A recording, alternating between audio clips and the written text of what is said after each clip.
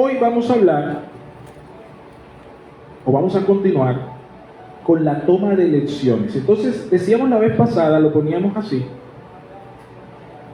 Usted toma compromisos fuertes en la medida en que tiene convicciones profundas. Pero para usted poder llegar a esas convicciones profundas, usted ha tenido que hacer algunas elecciones sabias. Ahora, usted no puede tomar elecciones sabias si no tiene las convicciones profundas que le permitan establecer compromisos fuertes. Usted está entendiendo lo que acabo de decir, ¿verdad? Es decir, usted no puede practicar una de estas cosas aislada de la otra. Todas tienen que ver con todas. Y poníamos el ejemplo la vez pasada del matrimonio. ¿Cómo empieza un matrimonio? Con una elección. Usted tiene que hacer una elección, y tiene que ser una elección ¿cómo? Sabia. Porque allí es donde parte todo. Si la elección es equivocada, ¿qué cree usted que va a pasar con ese matrimonio? Ese es un matrimonio que va a estar en crisis desde el minuto 1.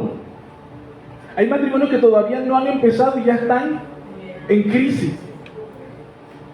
Y genera un mal augurio. Entonces una elección sabia, un matrimonio bendecido empieza con una elección sabia. Ahora, para tomar una elección sabia, tú tienes que haber tenido unos contextos y unas bases para poder elegir bien. Y decíamos entonces que una persona soltera, en el contexto del reino, debe venir a la iglesia. Y entonces allí es educada por la palabra del Señor. Dios a través de su palabra comienza a llenarle de convicciones la importancia de mantenerse en pureza, en santidad, en guardarse. Eso no lo va a desarrollar si la palabra de Dios antes no está haciendo mella en su vida. Por eso es importante involucrarse con un ministerio, hacer parte de un grupo, rendir cuentas, discipularse. ¿Se está entendiendo? Amén. Esos son los medios de gracia por los cuales va a operar la palabra de Dios. Llegado el momento, tendrás las suficientes convicciones para decir: me voy a casar con. Y no te cases con el coqui. ¿Me está entendiendo? No, pastor, pero es que el Señor puede transformar al coqui. Claro que el Señor puede transformar al coqui, pero no está obligado a hacerlo. ¿Sí se entiende lo que decimos? Ustedes del minuto 1 tienen que escoger cómo. ¿Tienen que escoger cómo? No es bien, porque bien es lo que a ti te conviene, y hay cosas que a ti te convienen, pero que no te edifican, porque no son sabias. Estamos allí. Cuando la chica está enamorada del coqui, el coqui es lo mejor que hay en el mundo. Y todo aquel que pretende decirle lo contrario es como si le estuviera instando a que agárralo más. Lucha por tu amor. Y se vuelve una telenovela. Y ya nosotros sabemos cómo terminan esas telenovelas. Luego de una elección sabia decíamos que entonces viene una convicción profunda. Cuando tú te casas, ese matrimonio necesita una estabilidad. Y esa estabilidad requiere un espacio donde se puedan echar raíces profundas. Y descubres entonces que el coqui se levanta en las mañanas y deja el calzoncillo tirado. Jamás en su casa lo enseñaron a limpiar la cama. No tiene carácter suficiente como para poder colocar por encima de sus propios deseos las necesidades del hogar, y comienzas a luchar porque el coqui no se parece a Cristo. Pero es que el coqui lo conociste en una pollada. No se iba a parecer a Cristo. ¿Se entiende, verdad? Usted está entendiendo ese punto. Bueno, hoy vamos a hablar acerca de las elecciones sabias. Y cómo la influencia de todo esto. ¿Cuál es el punto, pastor? Estamos hablando de que tú puedas hacerle frente a la corriente de este mundo. Y estoy compartiendo para ti 3 maneras en las que puedes hacerlo práctico, para que las armas no se reduzcan solamente como una cosa extraña allí. Pastor, pero es que lee la palabra, ora. No, y puedas entender por qué nosotros como iglesia batallamos y estamos generando estos espacios o estos escenarios para que haya el contexto de crecimiento. Dice la Escritura que Dios ha levantado maestros, pastores, a fin de edificar ¿a quiénes? A los santos. ¿Quiénes son los santos? La iglesia del Señor. La razón de ser de la iglesia es una misión de carácter formativa. Nosotros formamos a los hombres y mujeres que el Señor envía a la iglesia, que han de ser ¿cómo? Salvos. Por eso esta palabra que enseñamos nosotros domingo tras domingo tiene como propósito tocar vidas, tocar corazones, sacudir el polvo de nuestras mentes, para que con ello pueda haber una respuesta de adoración. No es solo para que tú te bendigas, sino para que el Señor sea glorificado.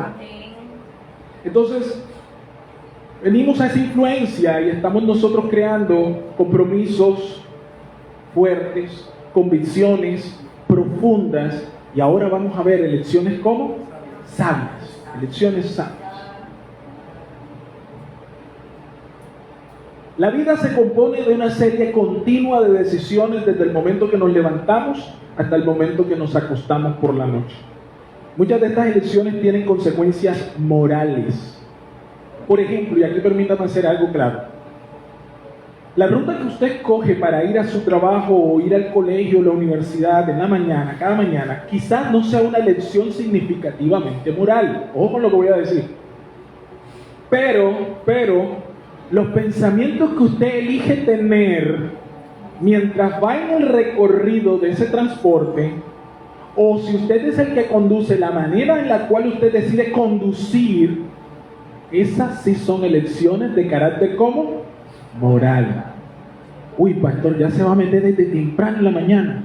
Si usted en la mañana se levanta siempre tarde y va a contrarreloj, es probable que usted no vaya con paz, ni vaya con tranquilidad. ¿Me está entendiendo? Ya usted empezó mal porque no planificó, no hizo una buena elección, una elección sabia. Ahora, usted y yo no hacemos nuestras elecciones desde la nada, sino que ellas están determinadas por las convicciones que hemos adquirido, por los compromisos conscientes o inconscientes que hemos realizado. ¿Se entiende? Usted no elige de la nada. Hay una razón de ser detrás de cada elección que usted hace. Cuando usted decidió ponerse la blusa morada esta mañana, usted dejó la blusa amarilla. Hay una razón de ser. O la blusa estaba sucia, o estaba sin planchar, o la hace ver como no le gusta verse. ¿Sí se me entiende? Usted tomó una decisión. Ay, que está haciendo mucho calor, voy a ponerme esto. Hay una razón de ser detrás de cada decisión que tomamos. Y lo que nos mueve regularmente, amados, es lo que va a determinar el estilo de vida que vamos nosotros a llevar. De ahí que hay que revisar esas motivaciones continuamente. En la primera carta que el apóstol Pablo hace a Timoteo, en su capítulo 4, versos del 6 al 8, dice algo bien interesante. Lo voy a leer para usted. Búsquelo por favor, capítulo 4, versos 6 al 8. Pablo le habla a Timoteo y le está dando una serie de indicaciones y recomendaciones. Y entre ellas aparece la siguiente. Verso 6 dice así: si esto enseñas a los hermanos, hablando Pablo a Timoteo, el apóstol, serás buen ministro de Jesucristo. ¿Cuántos quieren ser buen ministro de Jesucristo? Entonces mira lo que está diciendo Pablo. ¿Quieres ser un buen ministro de Jesucristo? Entonces esto es lo que tienes que enseñar. Dice, vas a ser un buen ministro de Jesucristo, y dice, nutrido con la palabra de la fe y de la buena doctrina que has seguido. Nutrido, o sea, usted no va a estar como raquítico. Entonces, para los que quieren ser buenos ministros de Jesús, esto es lo que deben enseñar. Verso 7. Desea las fábulas profanas y de viejas. Y luego agrega, ejercítate para la piedad. Diga conmigo, ejercítate. Dígalo fuerte, ejercítate. Y da la razón. Entonces, ¿en qué te debes ejercitar? ¿Para qué? Para la piedad. Razón, pastor, ¿por qué me tengo que ejercitar en la piedad? Versículo, para la piedad, verso 8 dice, razón, porque el ejercicio corporal para poco es provechoso, pero la piedad para todo. Dice para algunas cosas, ¿qué dice un cuantificador como? Universal. Dice que para todo aprovecha, pues tiene promesa. ¿Para dónde tiene promesa? Para la vida presente y también para ¿cuál? Muy bien. Ejercítate en la piedad. Pablo está instando a Timoteo a ejercitarse en la piedad, que es santidad. La piedad en este contexto es la santidad, dice Hebreo, por la cual sin ella nadie va a ver al Señor. Ahora, el apóstol aquí tomó un término que se usa mucho en el mundo del deporte de alto rendimiento de la época suya de él, de Pablo. Él habló de ejercitarse porque en los días de Pablo los romanos tenían una obsesión con estar fuertes y hacer ejercicio. Y usted dirá, fíjese, ¿y esa obsesión la tenemos nosotros hoy o ahora? Estamos en la época de ser guapos y guapas y de llegar frescos al final de la escalera, citando al cantautor. La gente no quiere envejecer, ¿se ha dado cuenta? Todos queremos llegar frescos, ¿a dónde? Al ataúd. Queremos estar fresquitos. En los días de Pablo, los romanos se habían obsesionado con la belleza y con el esculpir el cuerpo. Entonces Pablo le está diciendo a Timoteo, mira, si te vas a obsesionar con algo, no te obsesiones como el resto de los jóvenes de tu época con el ejercicio físico. Ahora quiero hacer una nota aclaratoria. Pablo aquí no es que esté despreciando el ejercicio corporal. No se trata de eso, no lo interprete para los que de pronto están metidos en ese tema del autocuidado. No lo asuma por ahí. Lo que Pablo realmente está queriendo decir a Timoteo es que él está sopesando lo que es una vida temporal, terrenal, y lo que es la vida eterna. Y Pablo le está diciendo, mira Timoteo, si te vas a obsesionar con algo, obsesiónate con algo que te dé réditos, que te dé créditos, no solamente aquí, sino también por la vida que ha de venir, por la ganancia que viene en Cristo. ¿Se entiende lo que estamos diciendo acá? Entonces Pablo le está diciendo, mira, al igual que las personas que se preparan para hacer ese deporte y entrenarse en las justas que se practicaban en los días de Roma, donde ellos tenían una serie de actividades físicas y de entrenamiento de manera continua para ganar esas justas atléticas, Pablo le comienza a comparar eso a Timoteo con lo que debería ser también el entrenamiento y la práctica que un creyente debería hacer de manera habitual para su crecimiento espiritual. Ejercitarse entonces tiene dos aspectos claves en el contexto de Pablo. Pablo dice, ejercítate en la santidad, es decir, escoge un estilo de vida en el cual tu prioridad sea parecerte a Cristo. Nuestra meta no es ser santos. Uy, pastor, ¿cómo así? Permíteme aclararte. La santidad es un medio, no es el fin. El fin es parecernos a ¿quién? Y lo hacemos a través de ¿qué? ¿Se entiende? Nuestro fin es Cristo, no es ser santos. Ser santos es un medio que nos hace y nos acerca a ser como ¿quién? Como Cristo. Entonces, ejercitarte para la piedad tiene dos aspectos claves. El primero es una práctica continua, no es de vez en cuando. Amado, usted tiene que aprender en el reino a ser constante. Usted y yo tenemos que ser constantes. Entonces es una práctica continua. Y segunda característica, el segundo aspecto, es que es una rutina clara que nos lleva a una meta específica. Pablo dijo, si te ejercitas en la piedad, vas a tener provecho para todo. Pues vas a tener una promesa de este lado de la eternidad, es decir, para la vida como la presente y también para la venidera. Entonces es una rutina clara que nos lleva a una meta específica. Pastor, es que yo siento que no he crecido en los últimos años. Respuesta, ¿tienes una rutina, un ejercicio espiritual que te esté llevando a esa meta? No, pastor, entonces no me diga nada.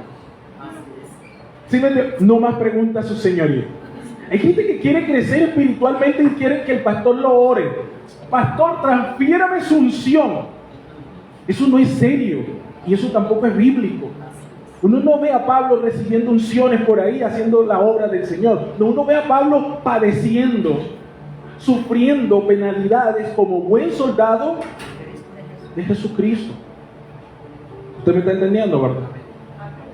Así que el Espíritu Santo no solamente le motiva a usted, sino que le capacita para entrenarse. Pero Él no es quien va a tomar las decisiones por usted. La obediencia y la práctica del día a día es nuestra responsabilidad. Y el Señor pone, dice la Biblia, el querer como el hacer por su buena pastor, yo no siento orar. No necesitas sentir orar para orar. Solo que hágalo. Que luego Dios va a poner el qué. Por su buena voluntad. Dios va a poner el querer como el hacer por su buena voluntad. Si tú te quedas esperando sentir orar, no vas a hacer nada en la vida. eso no va a pasar. Y menos si estás comiendo Netflix.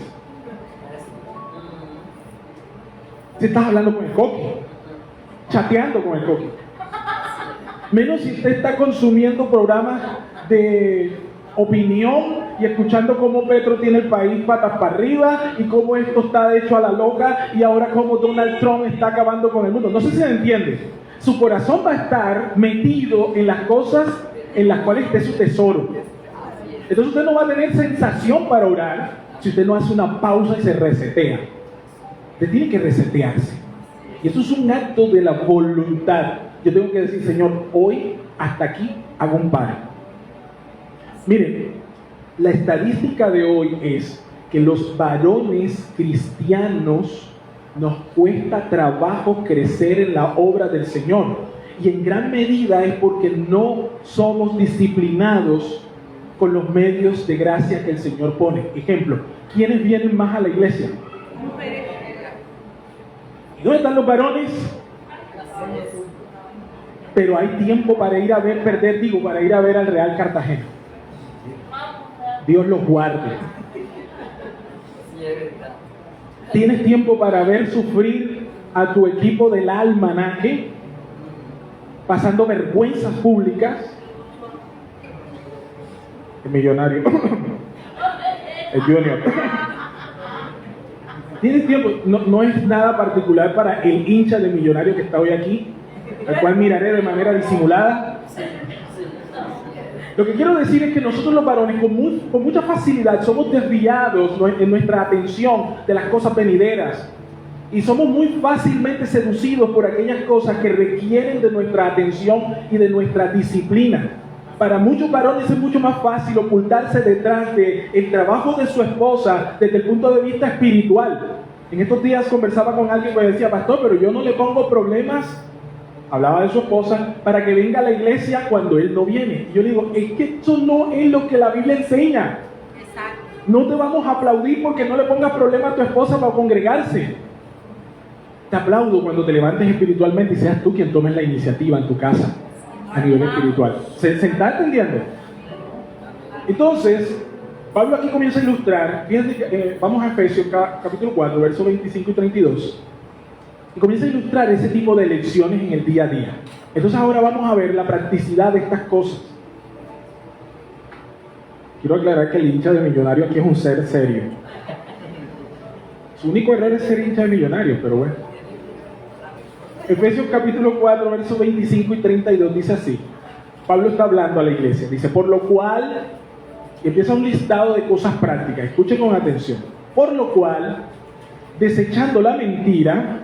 Entonces, mira lo que está apelando Pablo. Pablo va a apelar al acto de elección, a la manera en la que tú y yo elegimos. Entonces dice Pablo, por lo cual, desechando la mentira, hablad verdad cada uno con su prójimo. Y agrega una razón, porque somos miembros los unos de los otros. Luego verso 23, nuevamente pone una lección, dice, airaos. O sea, se vale que coja rabia. Se vale. Hay una pausa. ¿Y qué dice? Pero no peques. O sea que eso es un acto voluntario o no. Que airarse es una cosa y pecar por la ira es otra. Entonces dice, airaos, pero no pequéis. No se ponga el sol sobre vuestro enojo. Verso 27. Ni deis lugar al diablo. Verso 28.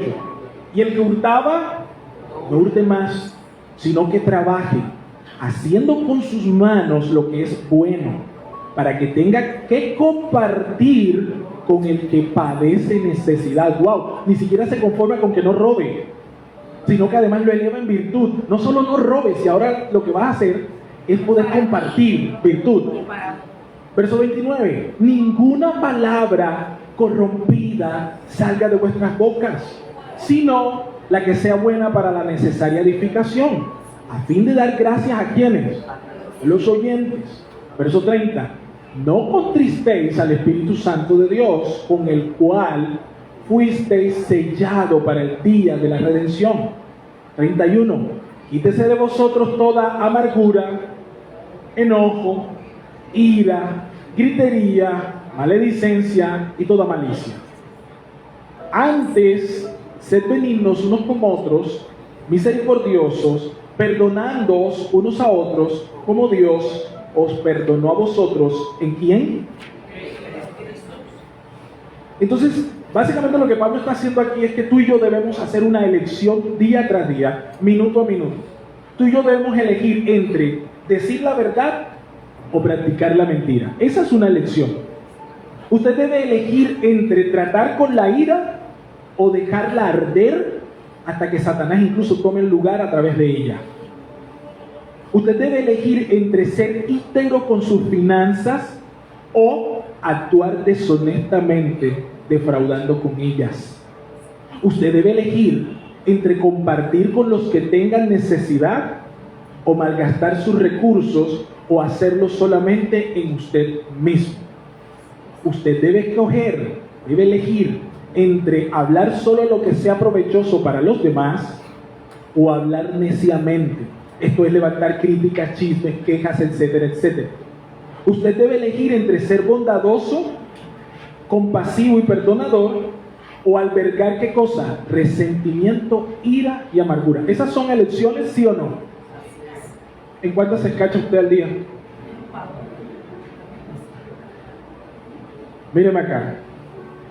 Así como el crecimiento espiritual, el desarrollar el carácter de Cristo implica una serie continua de elecciones. La calidad de su fe se manifiesta por la calidad de las elecciones que usted hace al día. Por ejemplo, y aquí le digo, hay elecciones que preservan. ¿Cómo así, pastor?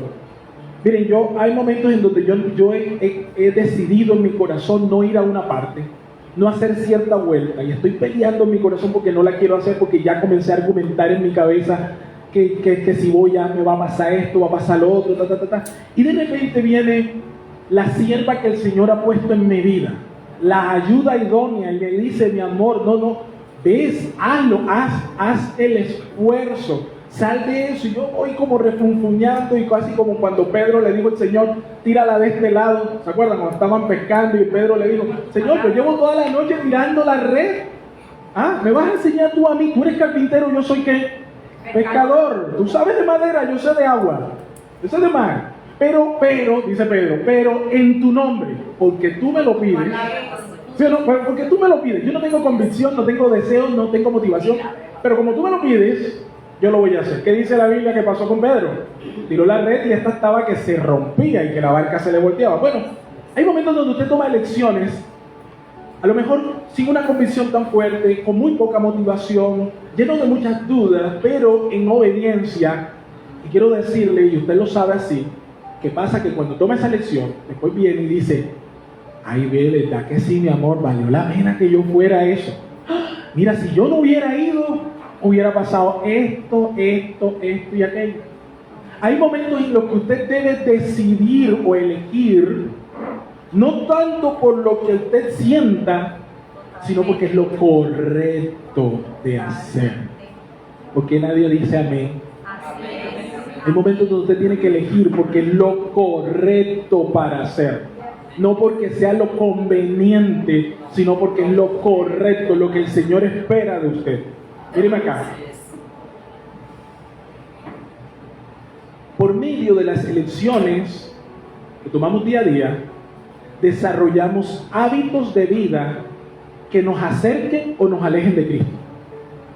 Hay elecciones que usted hace que se van a transformar en hábitos y que esos hábitos van a definir si usted está cerca o lejos de Cristo.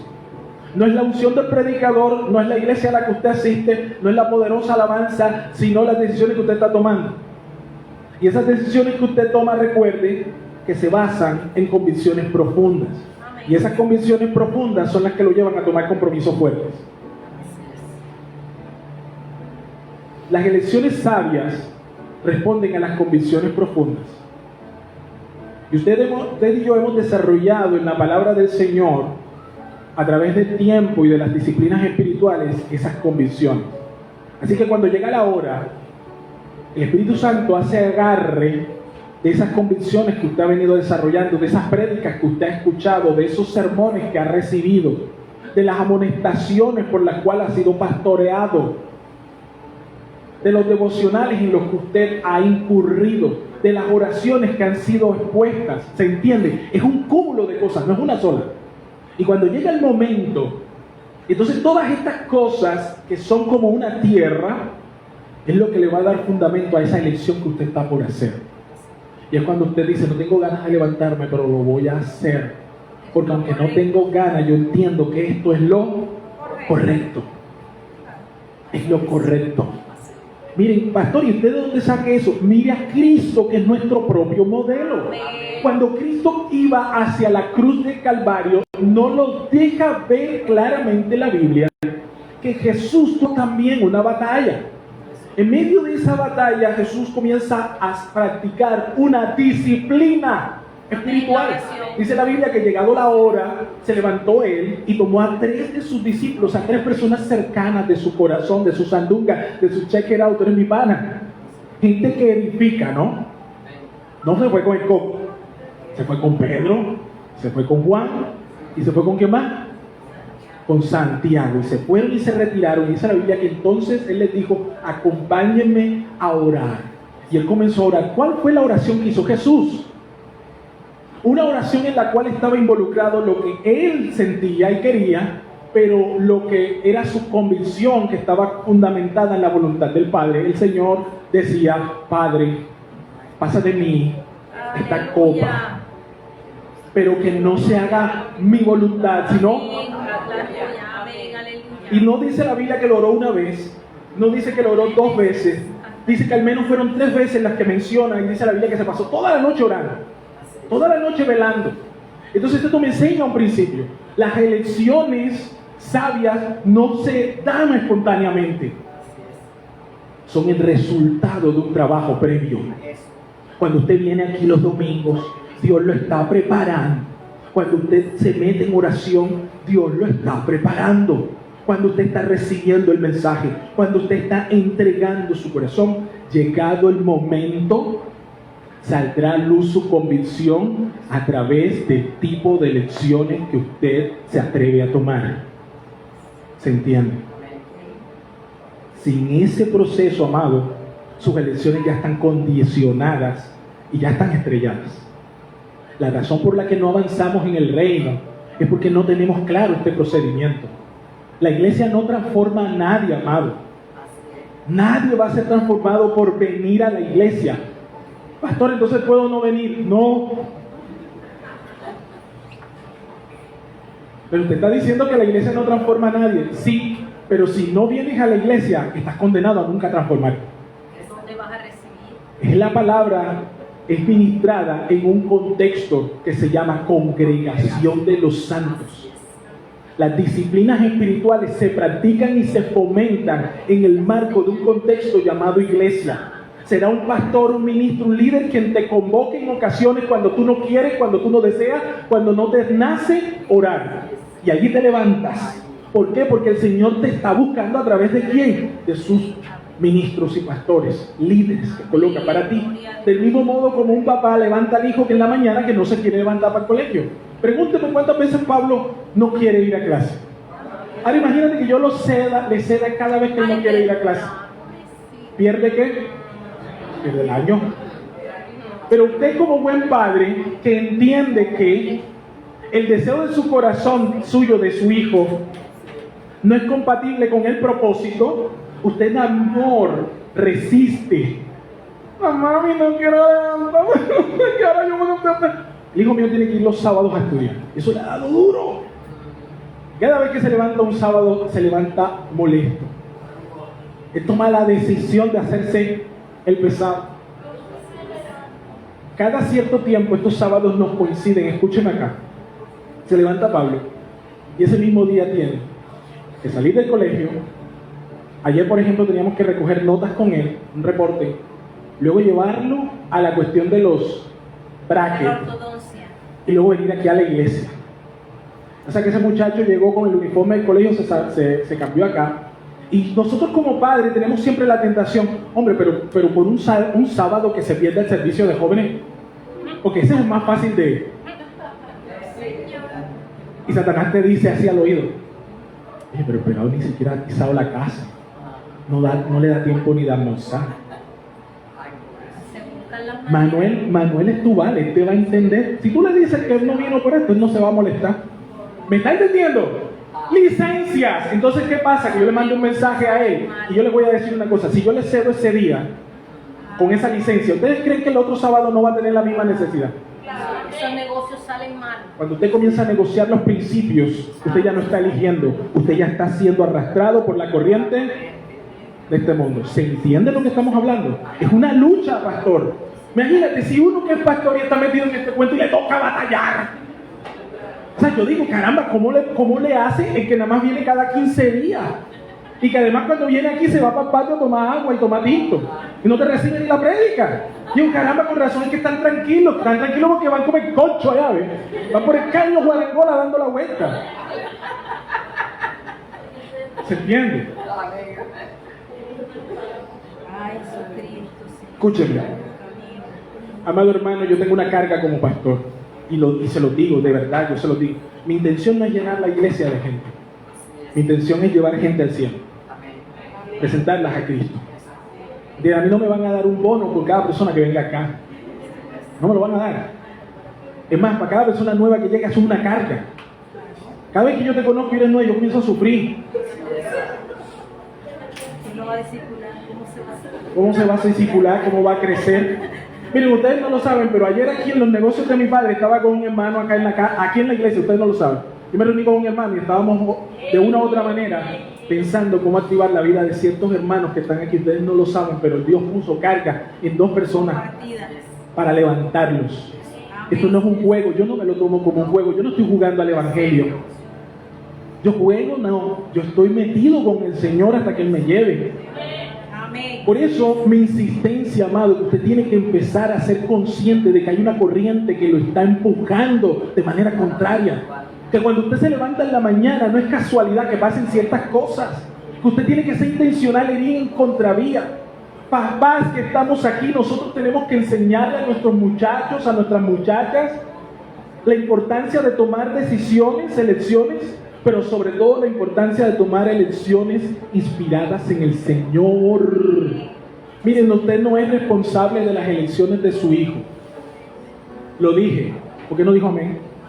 Usted no es responsable de las elecciones de su hijo. Tranquilo, aquí no estamos adosándole la salvación a nadie.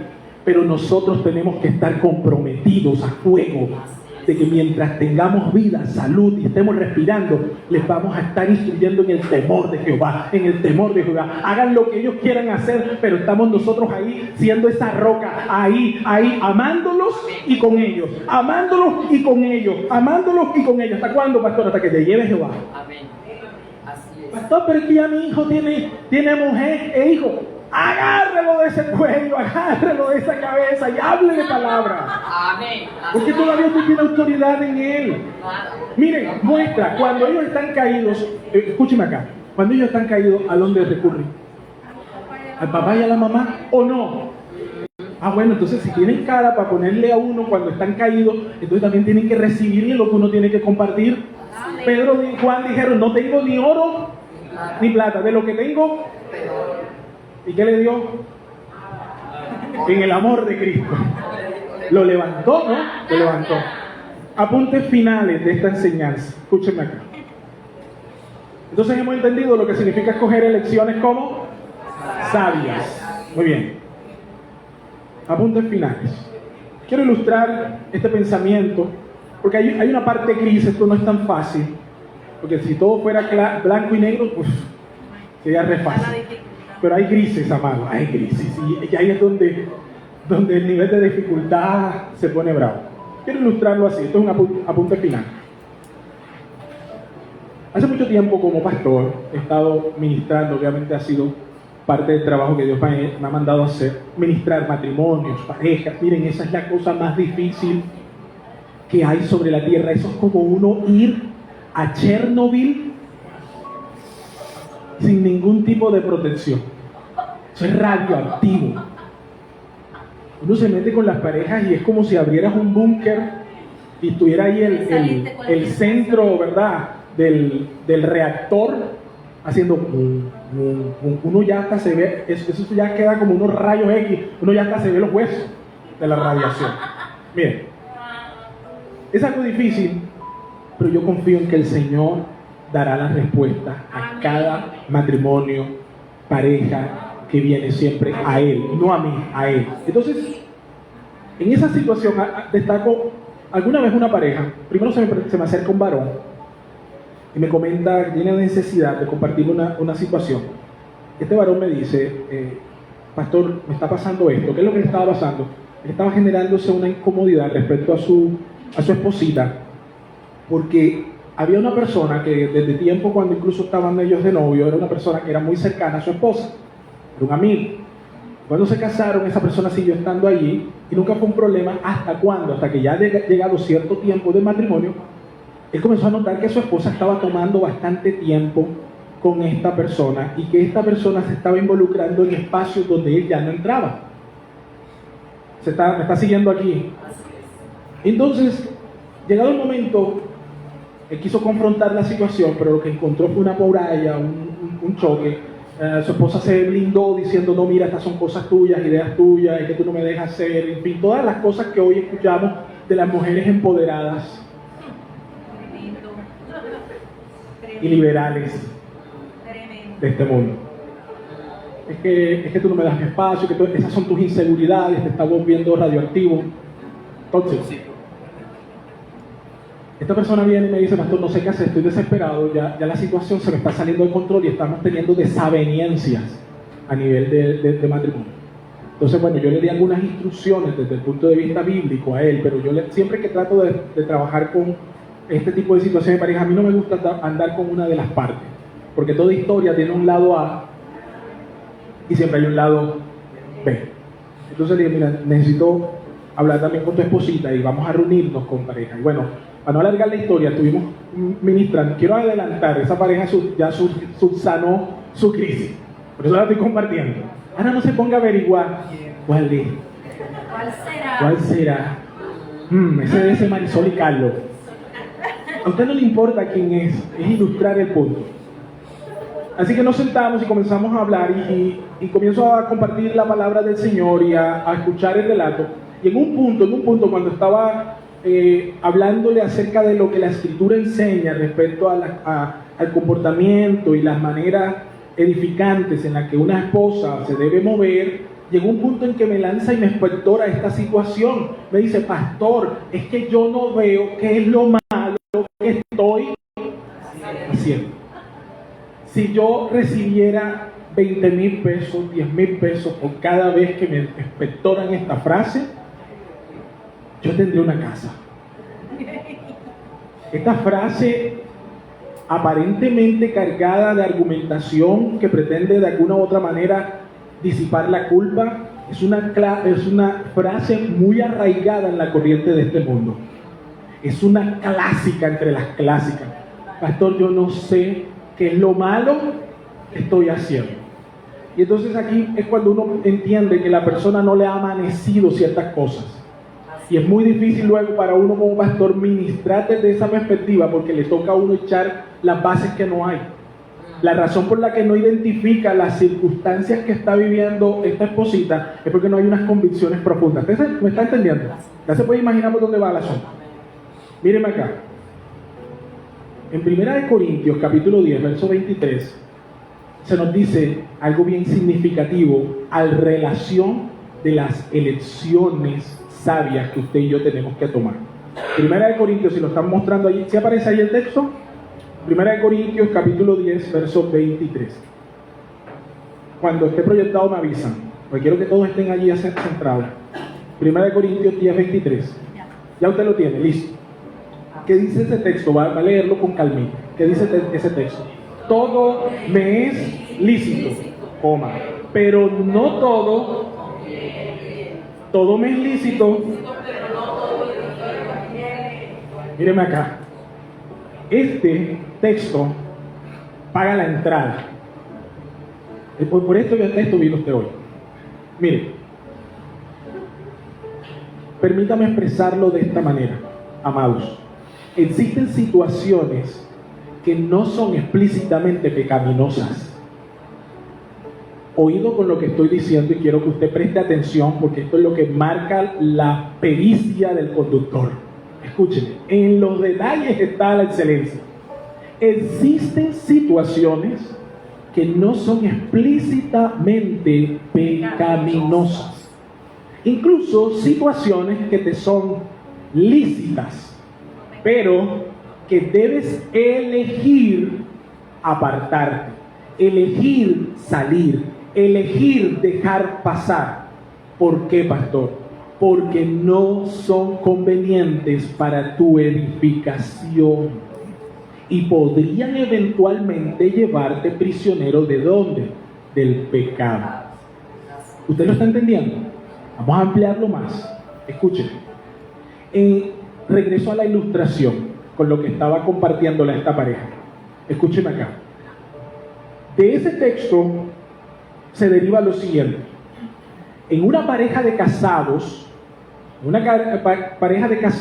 un esposo o una esposa no deberían tener un nosotros con otra persona que no sea su cónyuge. Amén. Entonces Mari es la única que dijo amén. O sea, yo soy el único que no puede tener. Ni yo. Los demás que guardaron un respetuoso silencio tienen libertad. Después no me vengan a pedir consejería.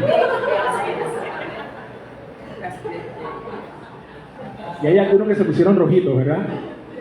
Escúchame acá. Todo me es lícito, pero no todo conviene. Escucha otra vez lo que yo estoy diciendo aquí.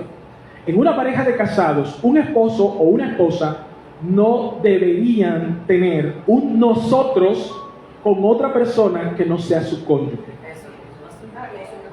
Un esposo no debería, escúcheme, un esposo no debería considerar elegir, esto es una elección, no debería considerar elegir a una mujer distinta a su esposa para abrirse, vulnerarse o intimar emocionalmente con ella.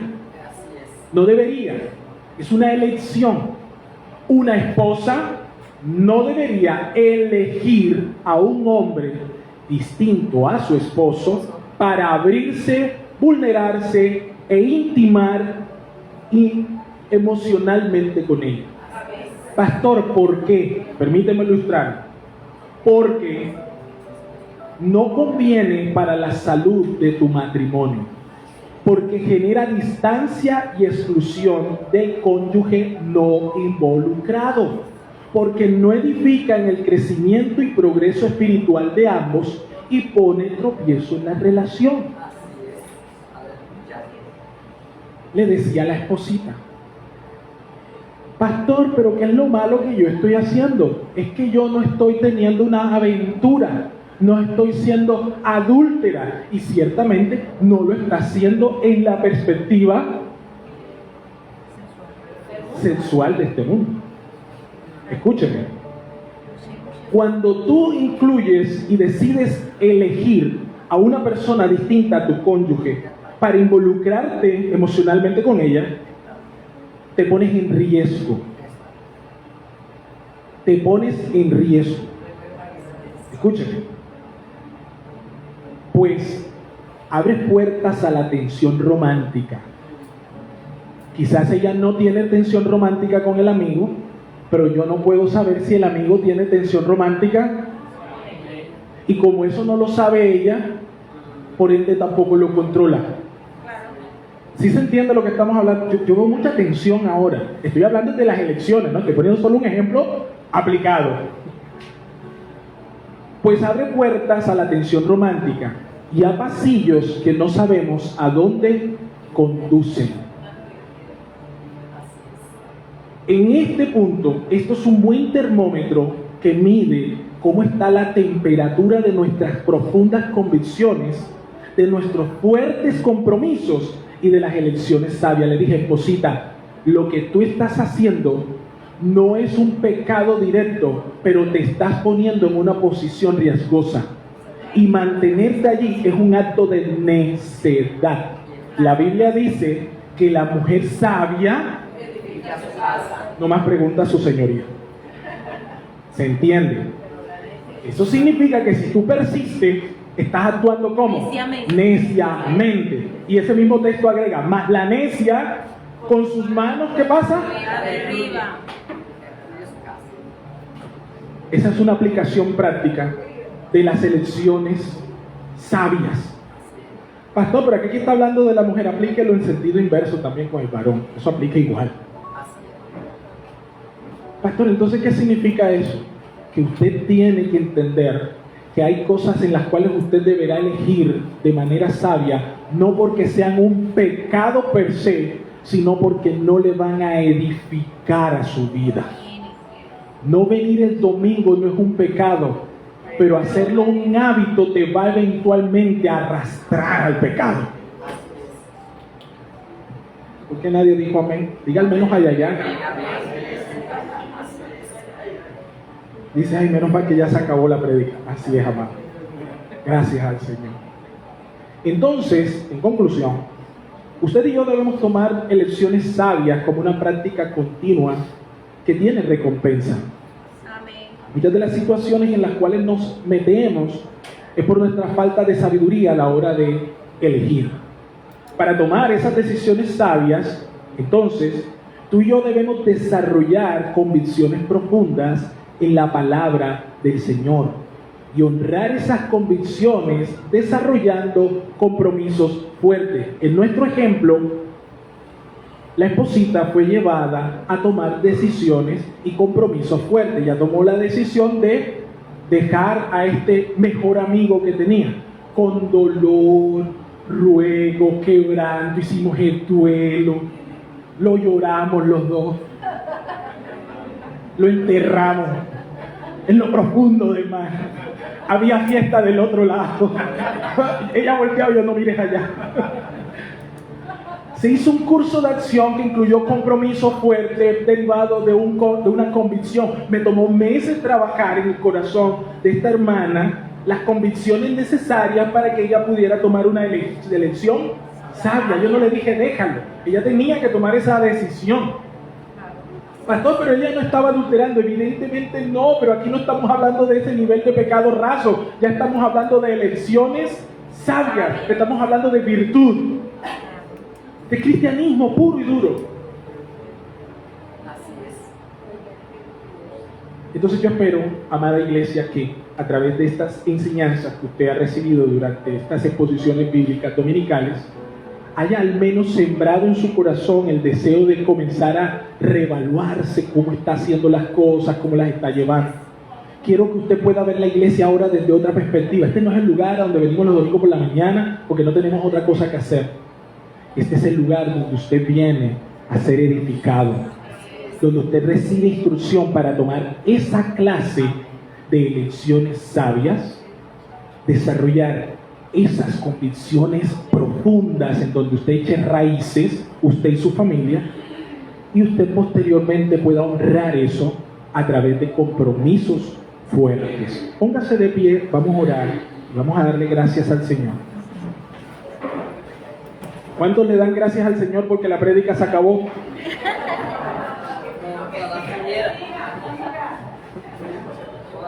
Dice, ay pastor, gracias que ya se acabó. Toque a la persona que está a su lado y diga, Dios te bendiga. Padre que estás en los cielos en esta hora, Señor, yo te doy